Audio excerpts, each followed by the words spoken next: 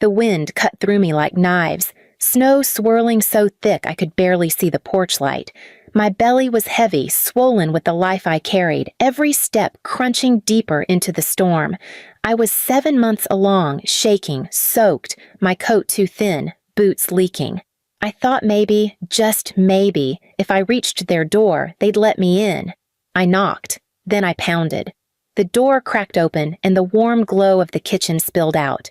My mother's face appeared, sharp and irritated, her silk robe tied neat at the waist. Behind her, I saw the glow of the fireplace, the sound of laughter, the smell of stew. It was a world I had been banned from the moment I refused to hand over every paycheck to fund my sister's luxuries. Please subscribe to our channel and tell us in comments from where are you watching this video. I tried to speak, but my lips shook so hard it came out broken. Please, it's freezing. I can't. I pressed a hand to my belly. The baby. Just let me inside. Her eyes narrowed, and then she smirked. Do you hear yourself? She sneered. Dragging your mess to our doorstep like some beggar. You should have thought about that before you spread your legs. Mom! My voice cracked, panic rising in my chest. I'll sit by the door. I don't need food, just warmth. Please! He's moving. He's kicking so hard. I'm scared. From behind her, my father's voice boomed, thick with contempt. What's she doing here? Didn't I tell you trash doesn't survive winters? The words hit me harder than the wind. Dad, please! I cried, stumbling forward. The snow pushed against me, trying to swallow me whole. If not for me, for him, for your grandson. That's when my mom leaned closer, her face lit cruel by the kitchen light. She whispered it so only I could hear, but I'll never forget. If the baby freezes, it saves us diapers. And with that, she shoved me back into the blizzard. The door slammed, the lock clicked, and I was left in the dark again, snow clinging to my hair, my eyelashes, my skin burning with cold. I sank to my knees in the drift, one hand over my belly, the other clawing at the snow. My breath came out in violent clouds, my body trembling so hard it hurt. Inside, I could still hear them laughing, my sister's high-pitched giggle, my father's mocking grunt, my mother's smug little chuckle muffled by the thick walls but still loud enough to brand into my bones. I wanted to scream. I wanted to claw at the door until my fists bled, but I couldn't. The baby shifted inside me, a sharp kick against my ribs, and I knew I had to save us both. I stumbled away from the porch, the snow rising higher, my legs growing heavier with every step. The world blurred, white sky, white ground, white storm, until all that existed was cold and the sound of my own ragged breaths. I thought about sitting down, closing my eyes, letting the snow bury me. It would be easy, peaceful. No more laughter, no more cruelty, no more begging. But then I pressed both hands to my belly and felt him move again. No, I whispered into the storm, my teeth chattering so hard the word cracked. Not like this. I kept walking, past the house that had thrown me out, past the porch light that glowed like a taunt in the dark. My boots slipped, my fingers burned, my breath tore at my lungs, but I didn't stop. Every step forward, I whispered to him, to myself, I'll get us through this. I'll find a way, I swear it. By the time I reached the edge of the road, my vision was dim, stars flickering at the edges of my sight. I collapsed against a wooden fence, clutching the icy rail, my dress soaked through under my coat. That was where I realized the truth. They wanted me to die in the snow. They wanted my child gone before he even drew a breath. And in that frozen darkness, I made a promise, not just to survive, but to rise, not to beg ever again. I would make sure that the same people who laughed at me, who tossed me into the blizzard like trash, would one day feel a cold even deeper than this storm. And when it came, there would be no shelter for them. When morning came, I woke in a stranger's barn. The storm had dulled to a bitter gray, but the cold still gnawed at my bones. A farmer and his wife had found me half frozen against the fence and carried me inside. They'd wrapped me in blankets, lit a fire, pressed hot broth to my lips until I could breathe again. "You're lucky you and that baby made it through," the woman whispered, brushing snow-crusted hair from my forehead. Her eyes were kind, but they were heavy too, as if she'd seen the cruelty in the world before. I wanted to thank her, but all I could do was sob, my chest shaking with the weight of everything I had lost. For the next few days, I stayed with them. They didn't ask questions, not really. They gave me a bed in the loft, a pot of stew, and silence when I needed it. I looked at the frost still etched on the windows and thought of the warmth my parents had kept from me. I thought of the laughter I had heard through those walls as they left me to freeze. At night, when I pressed my hand to my stomach, I whispered to my unborn son, "I won't let them win. I won't let them erase us." By the end of the week, I knew I couldn't stay forever. The couple had their own mouths to feed, their own lives to carry. So I thanked them, hugged them, and walked out into the thin winter sun. I returned to town, but not to my parents' house. Never again. Instead, I found work at a diner washing dishes, then waiting tables when they realized I showed up early and stayed late. The pay was scraps, but I saved every penny. My belly grew heavier, my back ached, but I carried trays and scrubbed plates and smiled faintly when customers tipped a little extra. I lived in a rented room above the diner, drafty and small, but it was mine. And every time I heard laughter, drifting up through the floorboards from the customers downstairs, I remembered the laughter in my parents' kitchen, and I sharpened my resolve. They thought tossing me into the snow was the end of me, but it was the beginning. One afternoon, as I walked home from work, I saw them. My mother and father, strutting down Main Street with Jenna clinging to Mom's arm, her nails perfect, her coat new.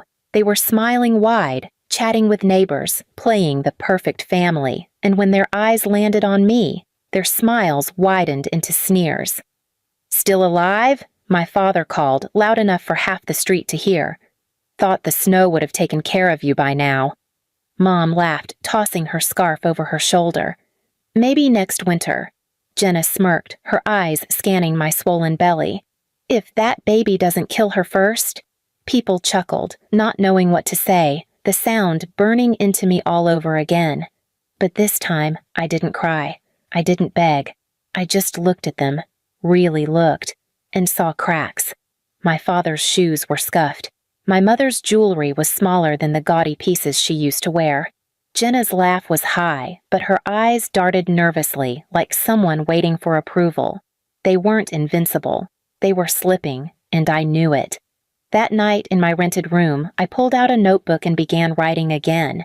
Not just memories this time, but plans. Step by step, I laid out everything I knew about them. My father's temper at work, how he bragged about cutting corners, my mother's obsession with being adored by her church, Jenna's endless hunger for attention, for validation, for things she couldn't afford without my father's wallet. They had thrown me into the storm. They had left me for dead. Now I was going to build a storm of my own, one they couldn't lock out, one that would seep through the cracks in their perfect walls until they were the ones shivering and begging for mercy. And this time, there would be no farmer's barn, no warm blankets, no kind strangers waiting for them. Only the cold they once wished on me. Winter had given way to spring, then summer, but the cold never left me. Every morning when I buttoned up my uniform at the diner, I remembered the sting of snow on my cheeks. Every night when I climbed into my drafty rented room, I remembered the way their laughter carried through the walls as they locked me out. The baby was born in late July, in that same drafty room with no family by my side. I screamed into the sheets, my body shaking, but when I held him, tiny and pink and alive, I knew I had beaten them already. He was the proof they hadn't killed me, proof that their storm hadn't buried me. But revenge is not just survival. Revenge is letting them taste the same cruelty in a way that burns deeper because it mirrors their own. It began in winter again, almost a year later. By then, I had saved enough to rent a bigger place. I had a crib by the window, blankets stacked neatly, a heater humming. My boy slept soundly, warm and safe. And as I watched him breathe, I remembered my mother's words. "If the baby freezes, it saves us diapers." That was the moment I knew what had to be done. I didn't need to ruin their reputation. I didn't need to scream their secrets into the street. No, I would give them exactly what they gave me. When the first blizzard of the season hit, I waited. I knew their habits. Every year, the same routine. Dad dragged wood in for the fireplace. Mom simmered stew. Jenna wrapped herself in fur-trimmed coats she hadn't paid for. They were comfortable, arrogant, certain they could outlast anything. But storms don't care about arrogance. I had quietly paid attention all year. Their roof leaked. Their pipes were old. The back door never latched right. They ignored it, too smug to fix what wasn't visible. The night the storm raged hardest, I went to their street. Not to knock, not to beg, but to watch. Through the frost on the window, I saw them sitting around the fire, laughing. My father poured whiskey. My mother stitched something by the firelight. Jenna posted selfies in her coat. They looked untouchable. Until the lights went out. The storm snapped the power lines like twigs. One moment their house glowed, the next it was swallowed by darkness. I waited. At first, they lit candles, still laughing. But when the wind howled harder, when the temperature dropped further, I saw the cracks. They weren't prepared, not like they had always bragged. The leaks in the roof dripped. The drafty back door shook against its frame. And then, as I watched from the shadow of the trees, I saw them do something I never thought possible. They stepped outside. My father's voice carried through the wind. Maybe she'll open the door, just for tonight. I froze, every vein in my body humming. They weren't talking about neighbors. They were talking about me. Because they knew where I lived now. They knew I had heat. They knew I had survived.